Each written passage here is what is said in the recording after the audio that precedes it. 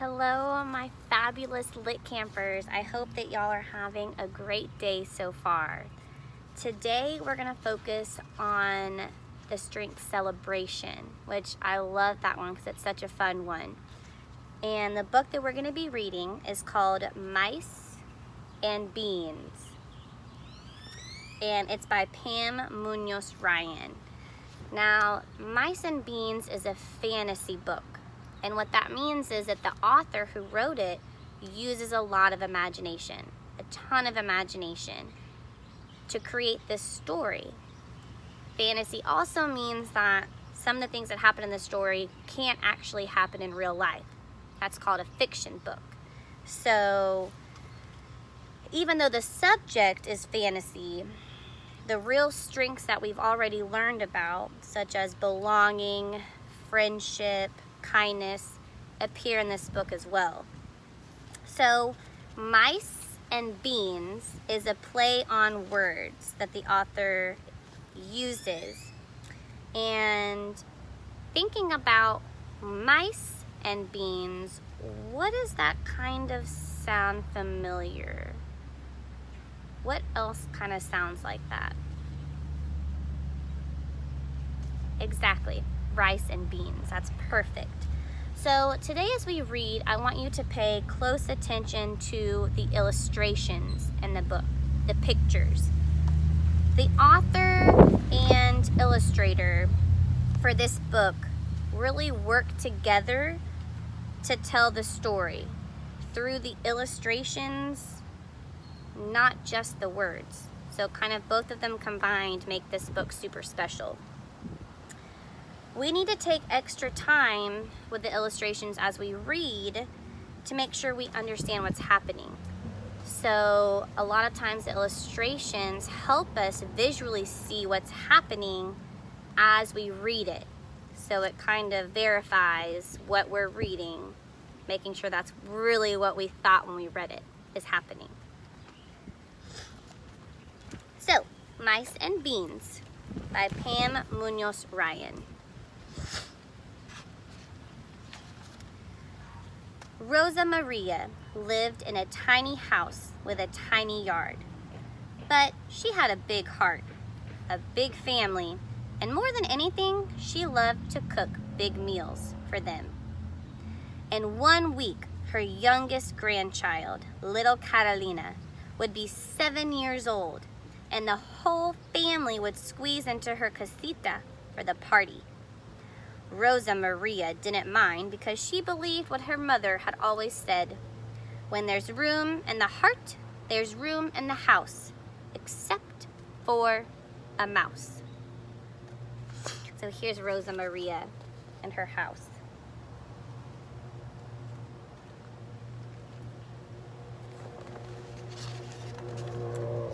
Sunday, Rosa Maria planned the menu. Enchiladas, rice and beans. No dinner was complete without rice and beans. Birthday cake, lemonade, and a piñata filled with candy. She ordered the birthday present, something little Catalina had wanted for a long time. Satisfied with the plans, she wiped down the table so she wouldn't get mice and took out a mousetrap just in case. She was sure she had set one the night before, but now she couldn't find it. Maybe she'd forgotten.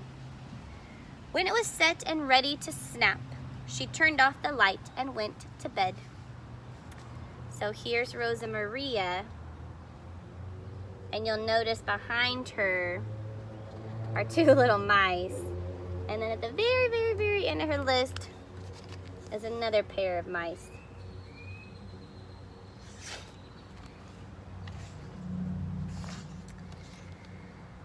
Monday, Rosa Maria did the laundry. She washed and ironed her largest tablecloth and the 24 napkins that matched. But when she finished, she only counted 23. No importa, she said. It doesn't matter. So what if someone has a napkin that doesn't match? The important thing is that we're all together. After dinner, she swept the floor and checked the mousetrap. But it was missing. Didn't I set one last night? She wondered. She hurried to the cupboard to fetch another, and it was set and ready to snap. She turned off the light and went to bed. So here she is ironing. And then right up next there are the two little mice. I bet we can assume that they took that napkin. Tuesday, Rosa Maria walked to the market. She filled her big bolsa with tortillas, cheese, red sauce, white rice, pinto beans, and a bag of candy. She bought a piñata, and on her way home, she stopped at the pasteleria to order the cake. After dinner, she washed the dishes and checked the mousetrap. But it had vanished. Que boba soy! Silly me, I must have forgotten again. She hurried to the cupboard to fetch another, and when it was set and ready to snap, she turned off the light and went to bed. So here she is ordering the cake.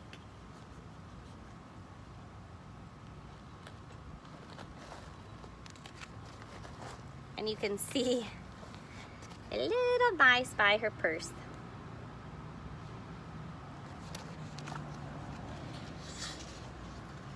Wednesday, Rosa Maria prepared the enchiladas. She dipped the tortillas in red sauce, filled them with cheese, and rolled them into fat little bundles. She noticed the piñata was missing a few feathers. No importa, she said. Those feathers won't make a difference to the children when the piñata is filled with candy. After dinner, she mopped up the sauce and checked the mousetrap. But it was gone again. I am so busy that I'm forgetting to remember, she cried. She hurried to the cupboard to fetch another, and when it was set and ready to snap, she turned off the light and went to bed. So there's her, and she's looking up at the piñata with a few feathers missing. And then here are the little mice. And you'll notice they're kind of doing the same thing as her every day, because there's the little chef. Thursday, Rosa Maria simmered the beans. She searched for her favorite wooden spoon, the one she always used to cook frijoles. But she couldn't find it. No importa, she said. The beans will taste just as good if I use another spoon. She added water all day long until the beans were plump and soft. Then she scrubbed the stove and checked the mousetrap. But it was nowhere in sight. Cielos, she said. Heavens, where is my mind? She hurried to the cupboard to fetch another, and when it was set and ready to snap, she turned off the light and went to bed. So you'll notice in that previous page that the mice were the ones that took her big spoon. And here's this page when she's going to bed. And you'll also notice that the two little mice are looking in her purse. So we'll see. Friday, Rosa Maria picked up the cake and 7 candles, but she hadn't been able to find her big bolsa before she left that purse. No importa, she cried. I'll carry the cake in one hand and the candles in the other. Tomorrow was the big day. Rosa Maria knew she mustn't forget anything, so she carefully went over the list one last time. After dinner, she wrapped the cake and checked the mousetrap. She couldn't believe her eyes. No mousetrap. Thank goodness I've got plenty. She hurried to the cupboard to fetch another, and when it was set and ready to snap, she turned off the light and went to bed. So here she is with her cake. And then you'll notice the mice are also kind of doing the same sort of thing.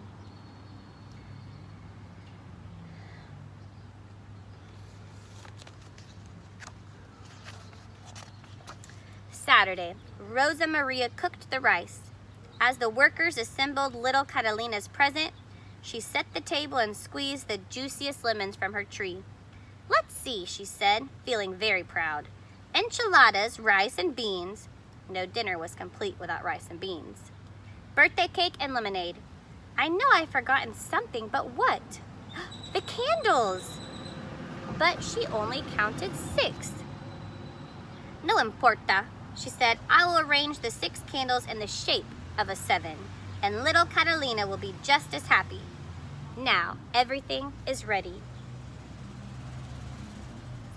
So here they are setting up Catalina's present.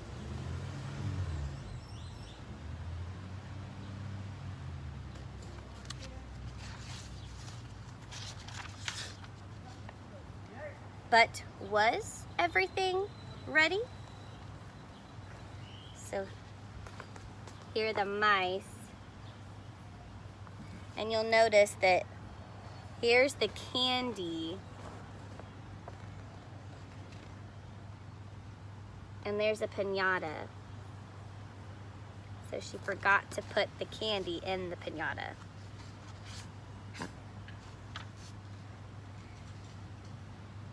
And so then you'll see the mice stacking up things. So they're helping her out and they're filling the piñata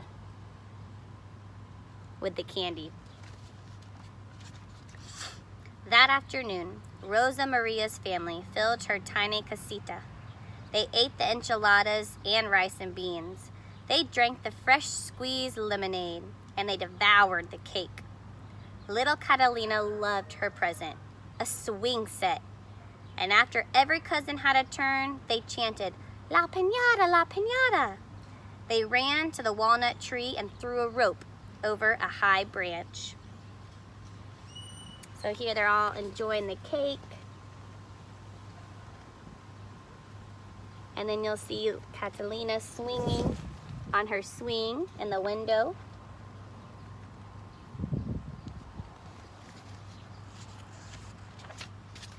Whack, whack! Little Catalina swung the piñata stick. "Wait!" cried Rosa Maria as she remembered what she'd forgotten, but it was too late. Crack!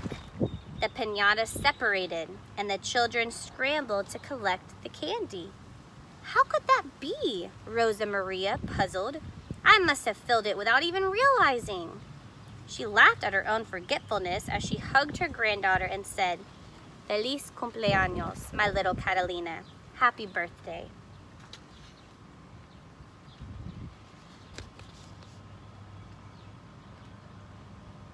So that's the kids getting the candy. And then you'll have Grandma and Catalina, Rosa Maria, hugging.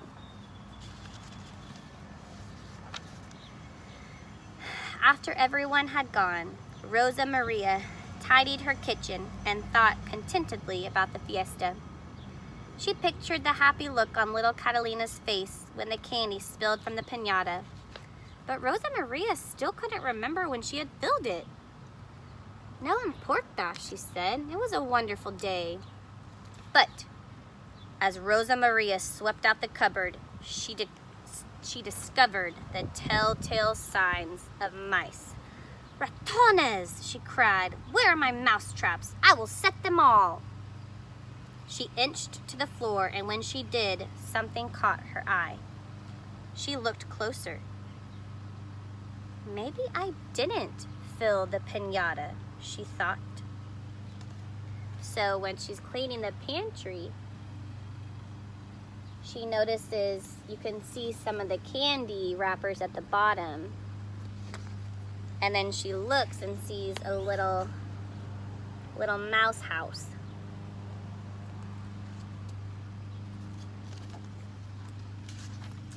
"Was it possible?" she asked, shaking her head. "Could I have had help?" Rosa Maria looked at the leftovers. Too much for one person. And what was it her mother had always said? When there's room in the heart, there's room in the house, even for a mouse. "Fíjate, imagine that," she said. "I remembered the words wrong all these years. Besides, how many could there be? 2? 4? No importa," she said. "It doesn't matter if a few helpful mice live here too." Then she turned off the light and went to bed. So she's setting some food down for them. And then this little mouse right here is watching her and smiling.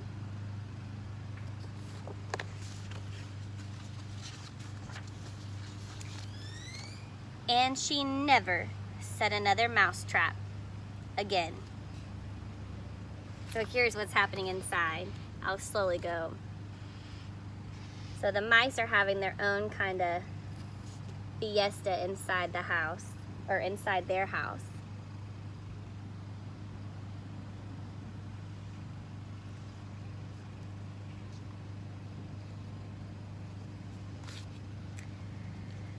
So that's the end of Mice and Beans. I hope you enjoyed it, and we'll talk a little bit more about all the different strengths that we see in this book with some of the activities today. But I hope you noticed some of the celebration for her birthday and also some of the other strengths that we've talked about this week. Hope you have a good rest of your camp day.